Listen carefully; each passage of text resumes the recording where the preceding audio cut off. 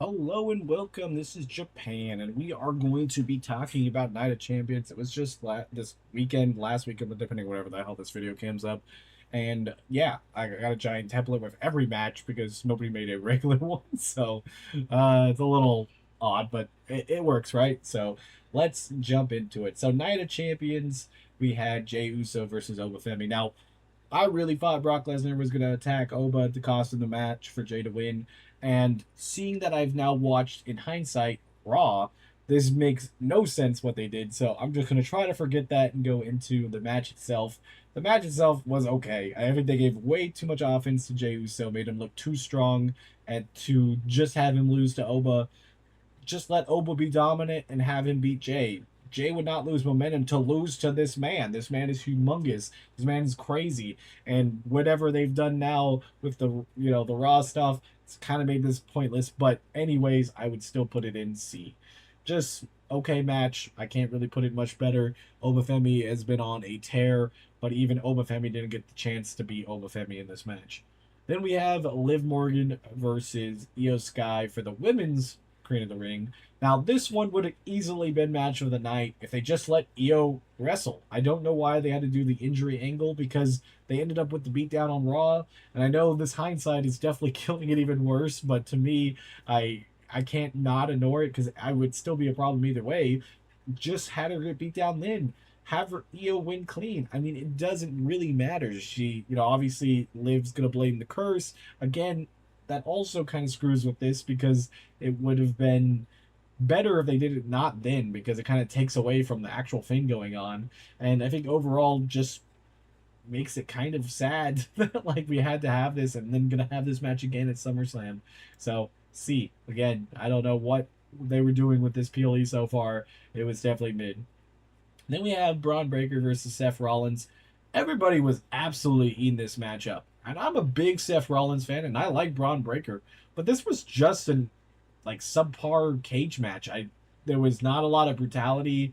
I mean, we had definitely some table shots, some stuff like that that could have, definitely really got it over a hill if they kept wanting to go, but it felt very tamed. And I absolutely hate the steel cage matches without the ceiling because you could just leave. And like Braun Breaker was trying to leave at one point, which makes no sense. This is a blood feud. Like he needs to destroy Rollins, and I just don't get it. And I didn't at the time get why Seth Rollins won, but now it makes sense watching Raw. So that wouldn't change my decision either way. I'm gonna put it in B. It was okay. It was definitely better than the rest of the matches so far, but I did feel like it could have been a little bit more brutal. Then we get Seth Rollins versus not Seth Rollins. I just read the same thing. Ricky Saints versus Trick Williams for the U.S. title. Cool Eddie Guerrero spot with getting Little Yachty thrown out. God, it took me for the first time ever knowing that his name is Little Yachty, meaning that little yacht. I guess I've never really thought about it, never heard of his music, so I really can't say anything about it. But to get him thrown out to do the fake hit and to him getting thrown out by the ref, yeah, I mean, I guess that's the best spot in the whole thing. Trick Williams' run has kind of been a little bit boring. He has the look, the ability, but it just feels like they're really not putting him with people that can go to a level above him to make him go to that next level. We need somebody like Dragunov, like even with Carmelo.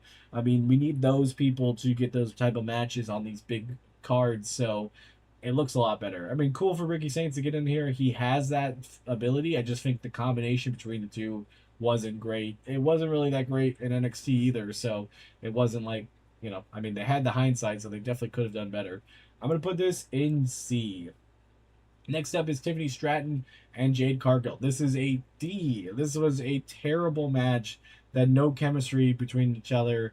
The match itself, the everything about it didn't make a lot of sense. Jade Cargill was just champion not that long ago, lost to Rhea, then lost to Rhea again, goes after the mid card title, and then loses then. Why? Why have any of this happened to her? She had her minions back there. Obviously, all the other people came down to help her even the score with Charlotte. I guess they're going to do her with Charlotte. Why? Again, why? That's a waste of both people in multiple reasons. But I guess that's what they wanted to do with this match. Way too short, also. Um, just everything about it I did not like. Then we get to the main event, the triple threat. Honestly, it was everybody was shocked for Sami Zayn to win. It was in my prediction that Sami was going to win this. It definitely was going to be him or Gunther, but it did feel like this was the time to put the belt on Sami because of the way that the story was going. Not the right decision in any other means, but for where the story was going. And again, hindsight, because Obafemi versus Sami would make sense to give Obafemi somebody that he can demolish, but again, that's not happening if you watch Raw. So a lot of this does make a lot of sense. Sammy, just the luckiest dude, had so many title opportunities this year. I guess that just means he was gonna win one eventually. I feel like this is just kind of a random idea. I guess maybe Gunther's gonna feud with Nick Aldis. Cody's gonna get the rematch and probably lose as soon as possible. I mean, I already know it's next Raw, but that's just spoilers if you haven't seen SmackDown. But oh god, yeah, I don't know. The match itself, I thought was better. It was definitely boring for the first 2/3 of it. The counter, I don't even remember what move, but Sammy countering Gunther towards that end of the match was pretty solid. But man, I feel like a hater watching this. Man, I really do like WWE, and I want it to be better, but Jesus, this is a just boring ass PLE. Like I watched it and I just felt empty. I don't know what the product's doing anymore to really make stuff feel fun. I just don't understand it. This is just not been it for me. I think I put this PLE at a C, which is crazy. You have Io Sky on a PLE and it gets C, and her match is not great for no reason either because they both could have definitely wrestled. You know, if you would have just let them two go 12 minutes, let them do whatever the hell they wanted for 12 to 15 minutes, shit, that thing would have probably been A tier. God, I feel like a genuine hater for this one, but I can't not do it. I just really can't. I just really hate that this is what we got at Night of Champions. SummerSlam's already shaping up to be pretty decent. It has 3 matches already. Roman versus Rollins, Io versus Liv, and Obafemi versus Brock Lesnar. Good start. Already looking better than most of the stuff we've seen. The rest of that gets filled in. It's going to be rough, so I guess we'll see how that goes. But until next time, just been Japan, and hopefully you guys enjoyed the show more than I did. Bye, guys.